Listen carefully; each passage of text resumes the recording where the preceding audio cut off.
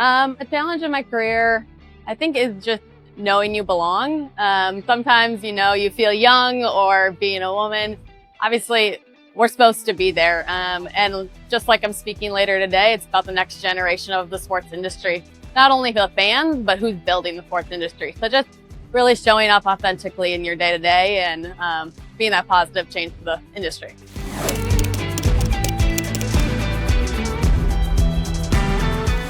Yeah, I think there's a large conversation about pay in the industry, so leveling the playing field.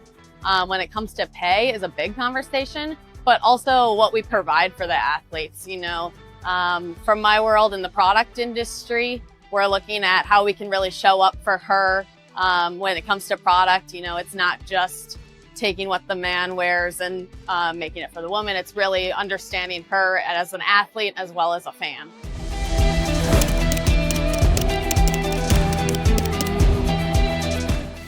I think it's about authenticity. I think sometimes right now in the industry, there is such a push for showing up for women in the sports industry. But the more that becomes, and that's great, but the more that becomes an authentic, natural part of our day-to-day. So watching women's sports showing up in the product world for them, and it just naturally becomes the part of the sports industry more than the man.